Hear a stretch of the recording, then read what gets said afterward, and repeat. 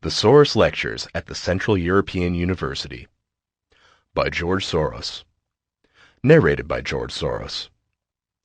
Copyright 2010 by George Soros. This unabridged audiobook is published by arrangement with Public Affairs, a member of the Perseus Books Group, and was produced in the year 2011 by Tantor Media Incorporated, which holds the copyright thereto.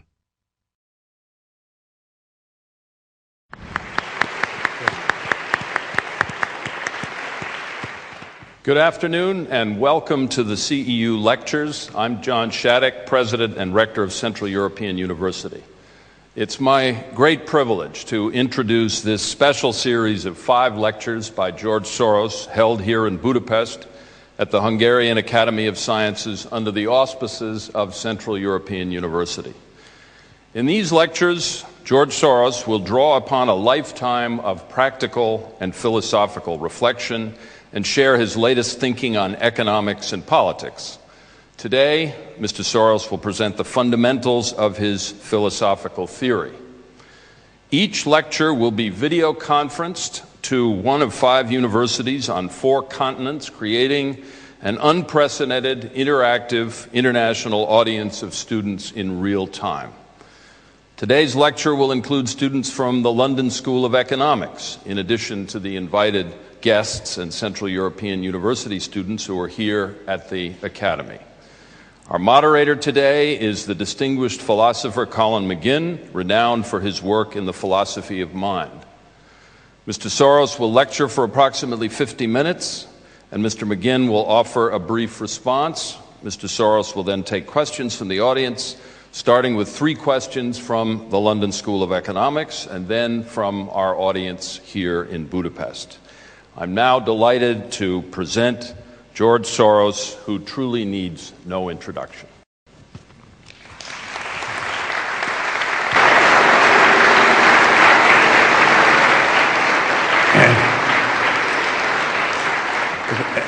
Thank you very much, and thank you for coming, and both here and in London.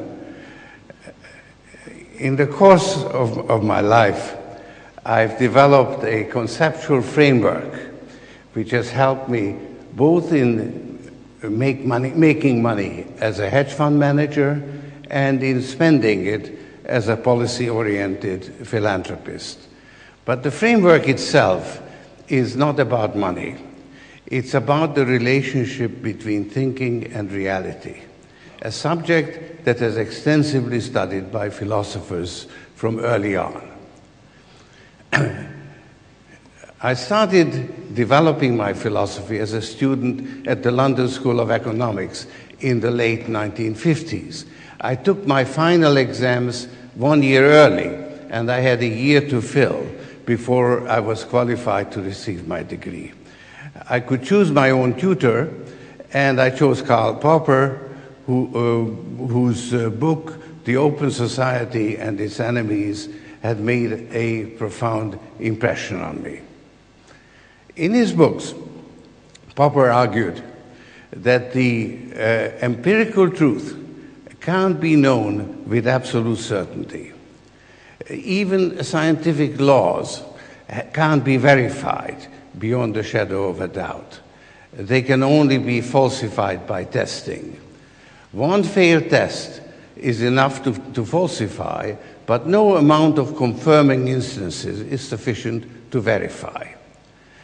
Scientific laws are hypothetical in character, and their truth remains subject to testing. Ideologies which claim to be in possession of the ultimate truth are making a false claim. Therefore, they can be imposed on society only by force. This applies to communism, fascism, and National Socialism alike. All these ideologies lead to repression. Popper proposed a more attractive form of social organization, an open society in which people are free to hold divergent opinions, and the rule of law allows people with different views and different interests to live together in peace. Having lived through both Nazi and communist occupation here in Hungary, I found the idea of an open society immensely attractive. While I was reading Popper, I was also studying economic theory, and I was struck by the contradiction between Popper's emphasis on imperfect understanding and the theory of perfect competition in economics, which postulated perfect knowledge. This led me to start questioning the assumptions of economic theory. These were the two major theoretical inspirations of my philosophy. It's also deeply rooted in my personal history. The formative experience of my life was the German occupation of Hungary in 1944. I was not yet 14 years old at the time, coming from a reasonably well-to-do middle-class background, suddenly confronted with the prospect of being deported and killed just because I was Jewish. Fortunately, my father was well prepared for this far from equilibrium experience. He had lived through the Russian Revolution, and that was the formative experience of his life. Until then, he had been an ambitious young man. When the First World War broke out, he volunteered to serve in the Austro-Hungarian army. He was captured by the Russians and taken as a prisoner of war to Siberia. Being ambitious, he became the editor of a newspaper produced by the prisoners. It was handwritten and displayed on a plank, and it was called The Plank. This made him so popular that he was elected the prisoners' representative. Then some soldiers escaped from a neighboring camp, and their prisoners' representative was shot in retaliation. My father, instead of waiting for the same thing to happen in his camp, organized a breakout. His plan was to build a raft and sail down to the ocean. But his knowledge of geography was somewhat deficient. He didn't realize that all the rivers in Siberia flow into the Arctic. They drifted for several weeks before they realized that they were heading for the Arctic. And it took them several more months to make their way back to civilization across the taiga.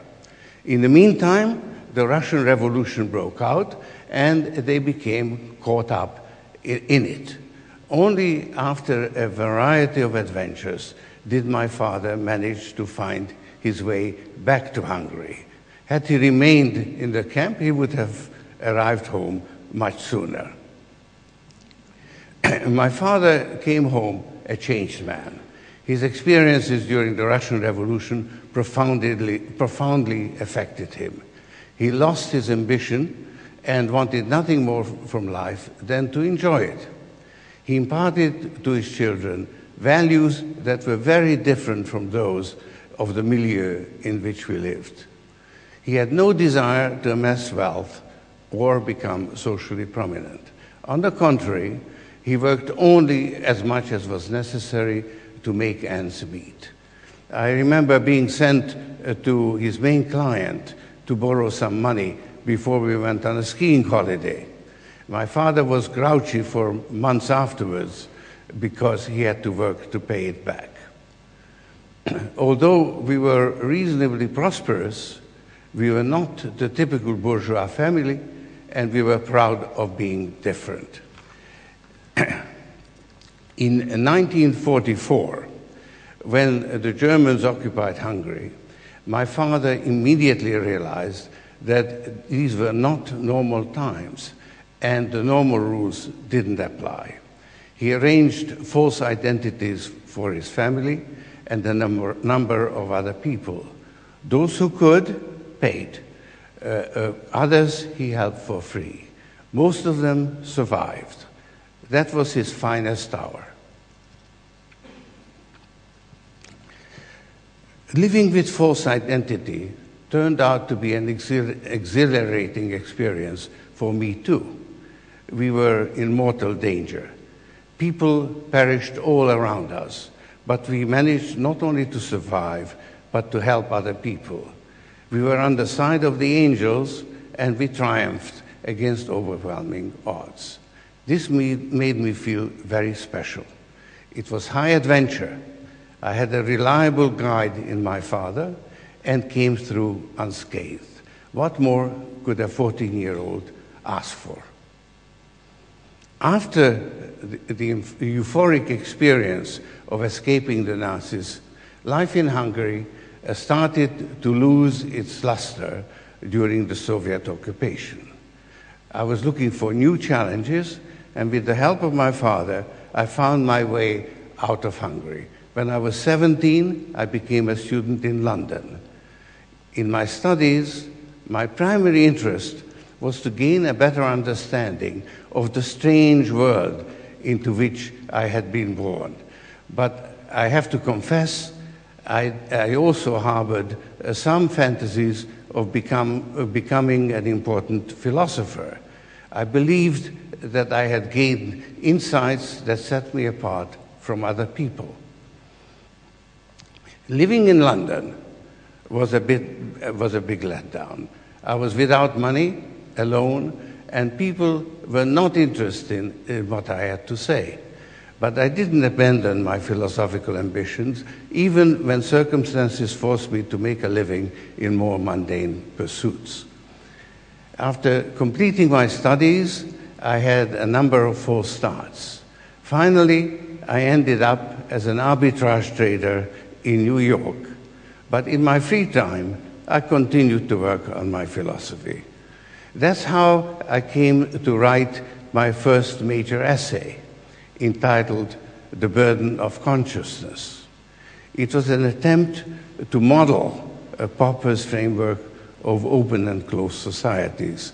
It linked organic society with a traditional mode of thinking, closed society with a dogmatic mode, and open society with a critical mode. What I could not properly resolve was the nature of the relationship between the mode of thinking and the actual state of affairs. That problem continued to preoccupy me, and that's how I came to develop the concept of reflexivity, a concept I shall explore in greater detail a little later. It so happened that the concept of reflexivity provided me with a new way of looking at financial markets, a better way than the prevailing theory. This gave me an edge, first as a securities analyst and then as a hedge fund manager. I felt as if I were in possession of a major discovery that would enable me to fulfill my fantasy of becoming an important philosopher. At a certain moment, when my business career ran into a roadblock, I shifted gears and devoted all my energies to developing my theory. But I treasured my discovery so much that I couldn't part with it. I felt that the concept of reflexivity needed to be explored in great depth. As I delved deeper and deeper into the subject, I got lost in the intricacies of my own constructions.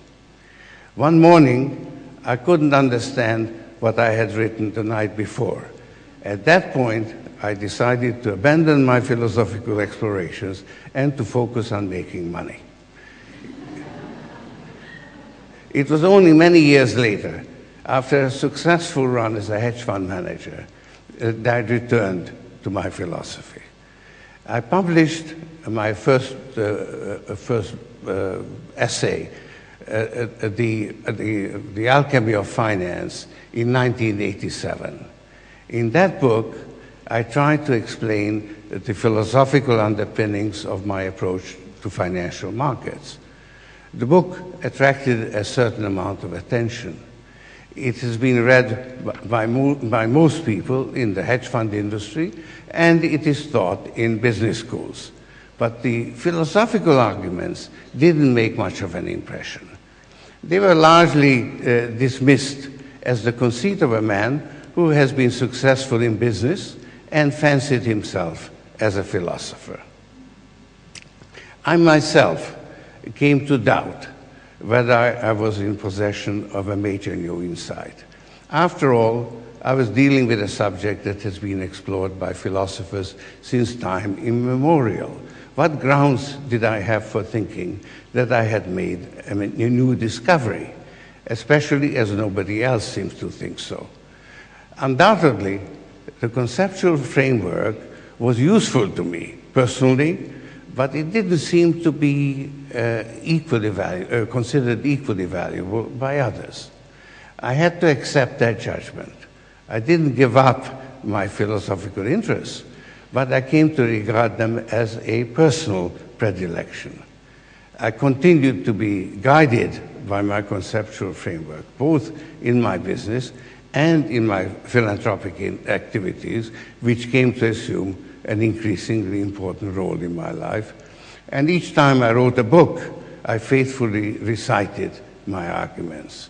This helped me to develop my conceptual framework, but I continued to consider myself a failed philosopher.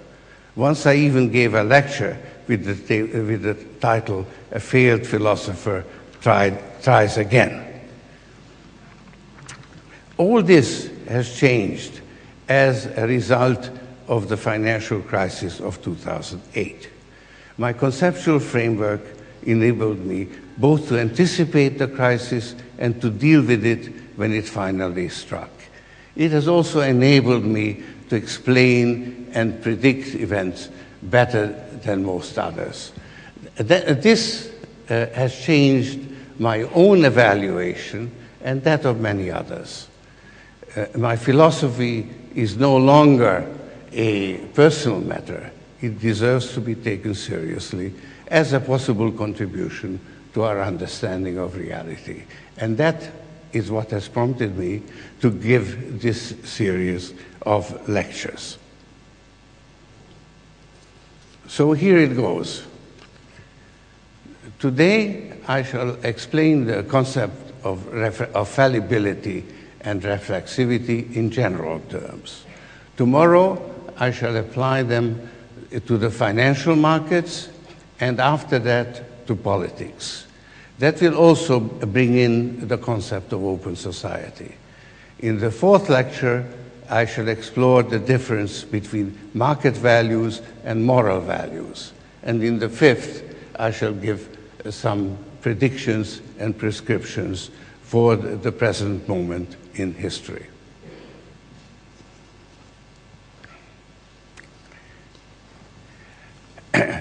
I can state the core idea in two relatively simple propositions. One is that the situation that has thinking participants, the participants' view of the world is always partial and distorted. That's the principle of fallibility. The other is that these distorted views can influence the situation to which they relate, because false views lead to inappropriate actions. That's the principle of reflexivity. For instance, treating drug addicts as criminals creates criminal behavior. It misconstrues the problem and interferes with the proper treatment of addicts. As another example, declaring that government is bad tends to make for bad government. Both fallibility and reflexivity are sheer common sense. So when my critics say that I am merely stating the obvious, they are right, up to a point. What makes my propositions interesting is that their significance has not been generally appreciated. The concept of reflexivity in particular has been studiously avoided and even denied by economic theory. So my conceptual framework deserves to be taken seriously, not because it constitutes a new discovery, but because something as commonsensical as reflexivity has been so studiously ignored. Recognizing reflexivity has been sacrificed to the vain pursuit of certainty in human affairs, most notably in economics. And yet, uncertainty is the key feature of human affairs. Economic theory is built on the concept of equilibrium, and that concept is in direct contradiction with the concept of reflexivity. As I shall try to show in the next lecture, the two concepts yield to two entirely different interpretations of financial markets. The concept of fallibility is far less controversial. It's generally recognized that the complexity of the world in which we live exceeds our capacity to comprehend it. I have no great new insights to offer. The main source of difficulty is that participants are part of the situation they have to deal with. Confronted by a reality of extreme complexity, we are obliged to resort to various methods of simplification, generalizations, dichotomies, metaphors, decision rules, moral precepts, to mention just a few. These mental constructs take on an existence of their own, further complicating the situation. The structure of the brain is another source of distortions. Recent advances in brain science have begun to provide some insight into how the brain functions, and they have substantiated Hume's contention that reason is the slave of passion. The idea of a disembodied intellect or reason is a figment of our imagination. The brain is bombarded by millions of sensory impulses, but consciousness can only process only 7 or 8 subjects concurrently. The impulses need to be condensed, ordered, and interpreted under immense time pressure, and mistakes and distortions can't be avoided. Brain science adds many new details to my original contention that our understanding of the world in which we live is inherently imperfect. The concept of reflexivity needs a little more explanation. It applies exclusively to situations that have thinking participants.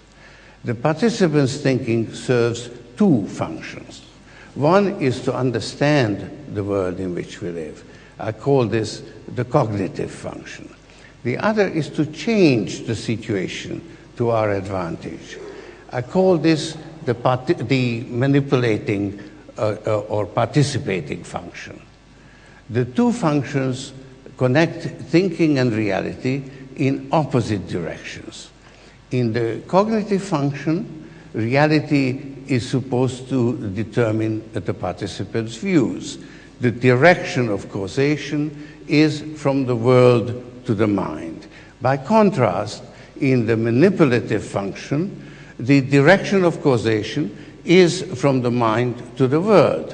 That is to say, the intentions of the participants have an effect on the world. When both functions operate at the same time, they can interfere with each other. How? By depriving each function of the independent variable that would be needed to determine the value of the dependent variable. Because when the independent variable of one function is the dependent variable of the other, neither function has a genuinely independent variable. This means that the cognitive function can't produce enough knowledge to serve as the basis of the participants' decisions. Similarly, the manipulative function can have an effect on the outcome, but can't determine it. In other words, the outcome is liable to diverge from the participants' intentions. There is bound to be some slippage between intentions and actions, and further slippage between actions and outcomes. As a result, there is an element of uncertainty both in our understanding of reality and in the actual course of events.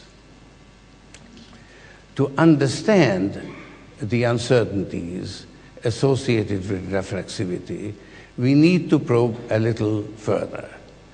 If the cognitive function operated in isolation, without any interference from the manipulative function, it could produce knowledge.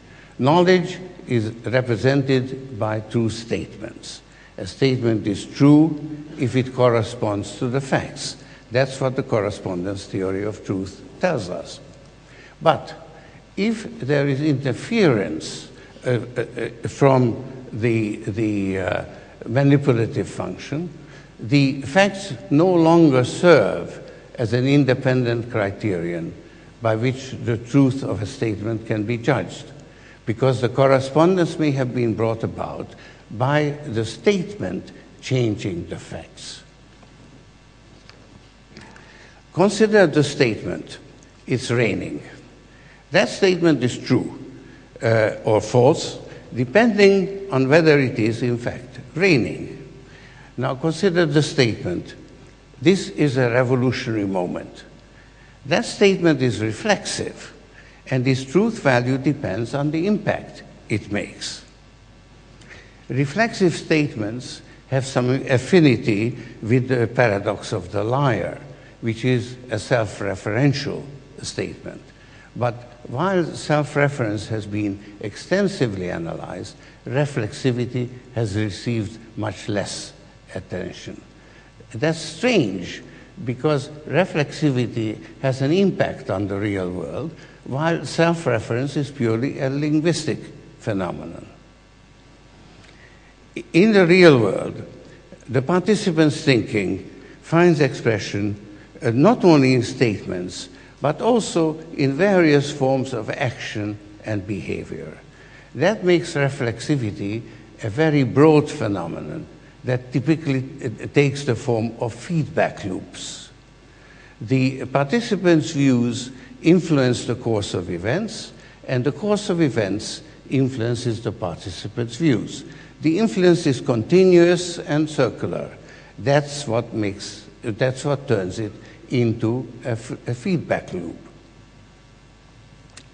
Reflexive feedback loops have not been rigorously analyzed. And when I originally encountered them and tried to analyze them, I ran into various complications. The feedback loop is supposed to be a two-way connection between the participants' views and the actual course of events. But what about a two-way connection between the participants' views? And what about a solitary individual asking himself who he is and what he stands for, and changing his behavior as a result of his reflections? In trying to resolve these difficulties, I got so lost among the categories I created that one morning I couldn't understand what I had written the night before. That's when I gave up philosophy and devoted my efforts to making money. To avoid that trap, let me propose the following terminology. Let's distinguish between the objective and subjective aspects of reality. Thinking constitutes the subjective aspect, events the objective. In other words, the subjective aspect covers what takes place in the minds of the participants. The objective aspect denotes what takes place in external reality. There's only one external reality, but many different subjective views. Reflexivity can then connect any two or more aspects of reality, setting up two-way feedback loops. Exceptionally, it may even occur within a single aspect of reality, as in the case of a solitary individual reflecting on his own identity. This may be described as self-reflexivity. We may then distinguish between two broad categories: reflexive relationships, which connect the subjective aspects, and reflexive events, which involve the objective aspect as well. Sample complete. Ready to continue?